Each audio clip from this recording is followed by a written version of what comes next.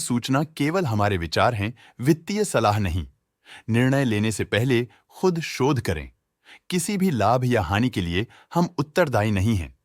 आज हम देख रहे हैं हिंदुस्तान फूड्स लिमिटेड के 2025-26 Q1 की consolidated financial performance. Starting with the sales, पिछले क्वार्टर से सेल्स में 6.5% का इंक्रीज हुआ है, मगर कंपनी ने पिछले साल के मुकाबले 14.5% का सेल्स इंक्रीज रिपोर्ट किया। Expenses 7% quarter on quarter increase हो गए हैं, जो साल भर के 15% के राइज के साथ अलाइन करता है। क्वार्टरली सेल्स के कंपैरिजन में एक्सपेंसेस इंक्रीज होना दिखाता है कंपनी ने एक्सपेंसेस मैनेज करने के लिए स्ट्रगल किया। कंपनी ने पूरी साल के दौरान चैलेंजेस का सामना किया। ऑपरेटिंग प्रॉफिट, जो पिछले साल के कंपैरिजन में 10% अप हुआ है, quarter on quarter around 3% increase हुआ है। Operating profit margin OPM annual basis पे -0.5% से डिक्रीज हुआ है और पिछले क्वार्टर के कंपैरिजन में -0% से डिक्रीज हुआ है। एक्सेप्शनल आइटम्स को ऐड करके अदर इनकम पिछले क्वार्टर के कंपैरिजन में 16% बढ़ गई, बावजूद इसकी ईयरली ग्रोथ 20% हुई है।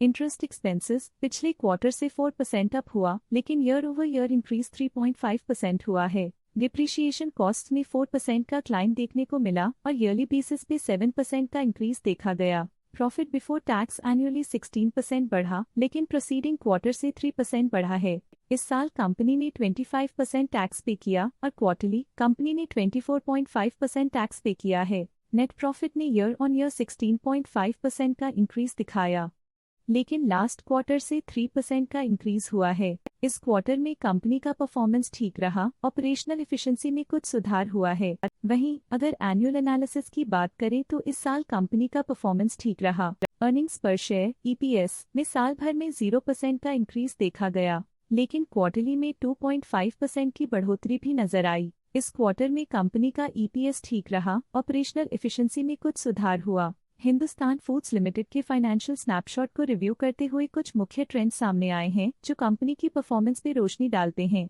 जून 2022 से जून 2025 तक हिंदुस्तान फूड्स लिमिटेड की फाइनेंशियल जर्नी में सबसे पहले बात करते हैं सेल्स की। इस साल सेल्स में 23% की वृद्धि हुई है और पिछले 4 सालों में 70% की वृद्धि हुई है, जो एक निरंतर अपवर्ड ट्रेंड को दर्शाता है। पिछले 3 साल से सेल्स लगातार बढ़ती जा रही है, जो मार्केट एक्सपेंशन और कंज्यूमर डिमांड में वृद्धि को दर्शाता है। अब बात करते हैं एक्सपेंसेस की। इस साल एक्सपेंसेस 24% बढ़े हैं और 4 सालों में 68% का इजाफा हुआ है। इस साल हालांकि एक्सपेंसेस सेल्स से थोड़ा ज्यादा बढ़े हैं, मगर ग्रोथ रेट्स का करीब होना स्टेडी ऑपरेशनल कॉस्ट को दर्शाता है। ऑपरेटिंग प्रॉफिट का सफर स्टेडली ऊपर चढ़ रहा है, इस साल 6.5% की बढ़ोतरी के साथ और पिछले 4 सालों में 108.5% का नोटिसेबल राइज हुआ है। पिछले 3 साल से ऑपरेटिंग प्रॉफिट लगातार बढ़ रहा है, जो कॉस्ट मैनेजमेंट और ऑपरेशनल कुशलता को दर्शाता है। नेट प्रॉफिट का सफर ऊपर की ओर चल पड़ा है, इस साल 18% की चढ़ाई के साथ पिछले 4 सालों में 132% की शानदार वृद्धि हुई है। पिछले 3 साल से नेट प्रॉफिट लगातार बढ़ रहा है, जो फाइनेंशियल हेल्थ को मजबूती देते हुए इन्वेस्टर्स का ध्यान आकर्षित करता है। EPS के लिए रास्ता कठिन रहा है, इस साल EPS -16.5% डिक्रीज हुआ और पिछले 4 सालों में कुल मिलाकर -58.5% की गिरावट हुई है। चलिए अब बात करते हैं शेयर होल्डिंग पैटर्न की। हिंदुस्तान फूड्स की शेयर होल्डिंग रिपोर्ट्स कुछ इस प्रकार की हैं, जो अननोन 2025 के तक चलता है। ये रिपोर्ट कंपनी के शेयर्स की डिटेल्ड जानकारी देता है, जिसमें promoters, promoter groups, foreign investors, public investors और सरकारी एंटिटीज शामिल हैं। प्रमोटर्स शेयर होल्डिंग 2025 के में 62.22% से 2025 के में 61.31% तक डिक्रीज हो गया। ये डिक्रीज दिखाता है कि इस टाइम पीरियड में कंपनी पे प्रमोटर्स का कंट्रोल कमजोर हुआ है। पब्लिक द्वारा हेल्ड शेयर्स का परसेंटेज 17.97% से इंक्रीज होकर 2025 के में 18.61% तक का इंक्रीज से देखा गया।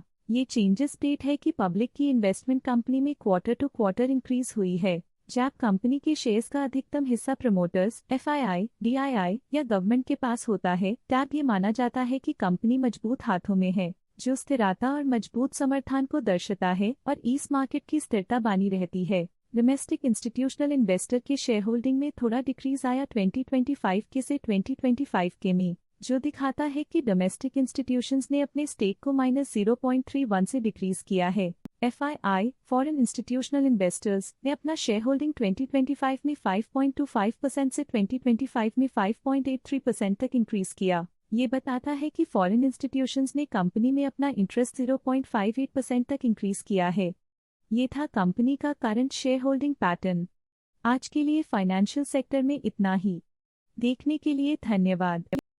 स्टॉक लेटेस्ट न्यूज अपडेट के लिए चैनल को सब्सक्राइब करें और वीडियो को लाइक एंड शेयर करें।